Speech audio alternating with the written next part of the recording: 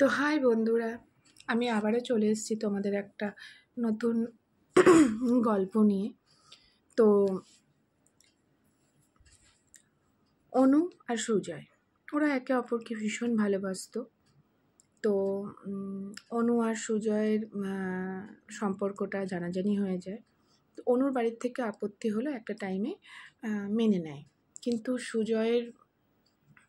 সুজয়ের দিদি প্রথমে মানতে চায়নি, যেহেতু অনুর একটা মাত্র মেয়ে, বাবা চাকরি করে।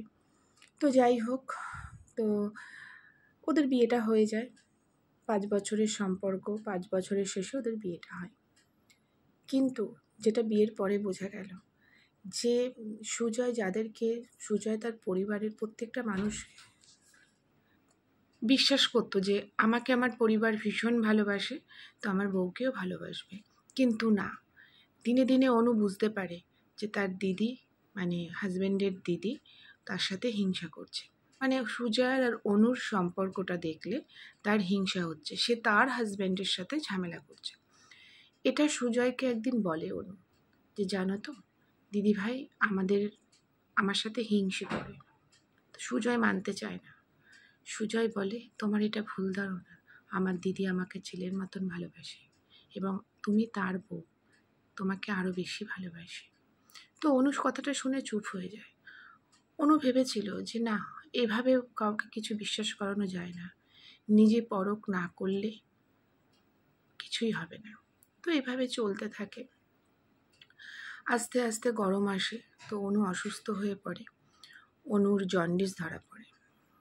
তখন যেগুলো বাড়িতে করা উচিত, ঠান্ডা খাবার খাওয়া, অরল পাতার রস খাওয়া। তো যখন ওর দিদি বাড়িতে নিজের চোখে দেখে যে তার ভাই বউকে অরল পাতার রস করে নিয়ে নিজের হাতে খাওয়াচ্ছে, তো সেটা তার খুব জেলাস হয় এবং সে তার হাজব্যান্ডের কাছেও, অনুর ননদ তখন হাজব্যান্ডের কাছে এক্সপেক্ট করে যে তাকেও সে খাবার বেড়ে সামনে গরম করে দেবে। এটা সে করে না। তার বক্তব্য, তার কাজ তো সে করে না, তার কাজ নিজেকেই করতে হয়, তাহলে আমি ঘরের কাজ কেন করব? এই নিয়ে অশান্তি বাড়তে থাকে।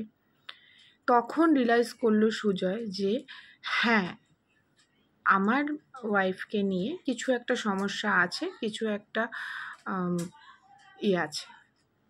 এই করতে করতে দিনের পর দিন সুজয় আর অনুর সম্পর্কটা গভীর হতে থাকে এবং ওদের ভালোবাসা যেখানে থাকার সেখানেই থাকে। তারা সব সময়ের জন্য ভালো থাকে, তারা অল্পতেই খুশি থাকে। কিন্তু সুজয়ের দিদি বা অনুর ননদ, তারা কিন্তু কিছুতেই ভালো থাকে না। যত দিন যাচ্ছে ততই তারা অশান্তিতে জর্জরিত। কারণ সে ভাইয়ের বিয়ের আগে যেগুলো দেখেনি ঠিক ছিল, ভাইয়ের বিয়ের পর সে যখন ভাইকে দেখছে, ভাইয়ের বউয়ের প্রতি যে দায়িত্ব, কর্তব্য, ভালোবাসা, সেটা কখনো তার হাজব্যান্ডের কাছ থেকে পায়নি।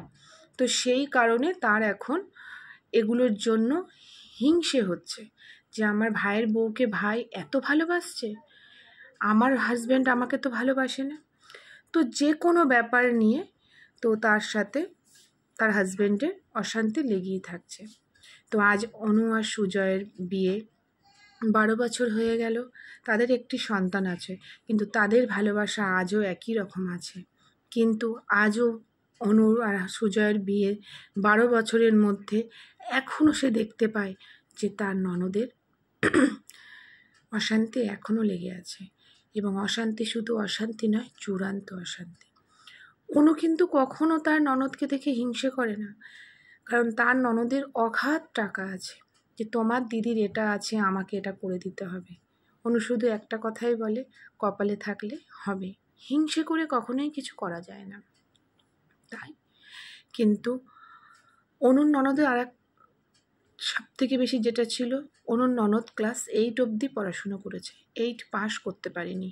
অনেক অভাব অনটনের মধ্যে দিয়ে যেত জীবনটা, তাই অনেক ছোট বয়সে বিয়ে হয়ে গেছে।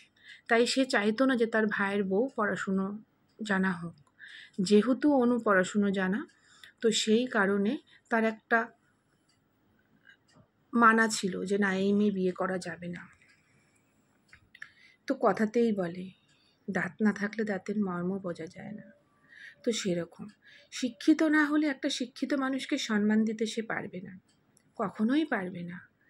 তো হিংসে তারাই করে যার যোগ্যতা কম, যে বোঝে না যে হিংসে কেন করব।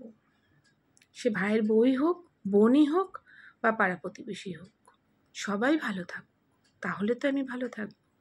আমি একজনকে নিয়ে যদি যে হিংসে করছি, আমার তো নিজের সংসারে অশান্তি হচ্ছে, নিজের মধ্যেও অশান্তি হচ্ছে। অনু তো কখনো সুজয়কে বলেনি তোমার দিদির অনেক টাকা, তোমার দিদির প্রচুর জুয়েলারি কালেকশন, আমাকে করে দিতে হবে, কোনোদিনও সুজয়কে বলেনি। তাই তারা ভালো আছে। তারা আজও একটা খাবার কিনে দুজন মিলে শেয়ার করে খায়।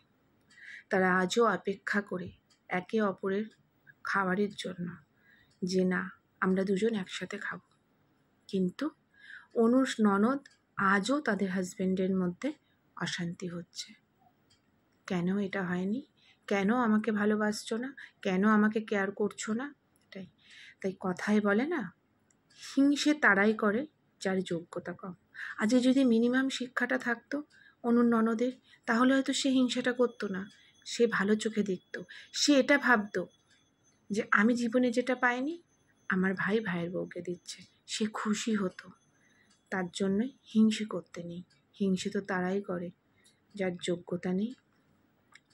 কলমে দীপাপাল দত্ত, কণ্ঠেও দীপাপাল দত্ত। তো আজ এই পর্যন্ত। ভালো লাগলে আমার চ্যানেলটা শেয়ার করে দেবেন আর অবশ্যই সাবস্ক্রাইব করবেন। নমস্কার, আজ এই পর্যন্ত, রাখলাম।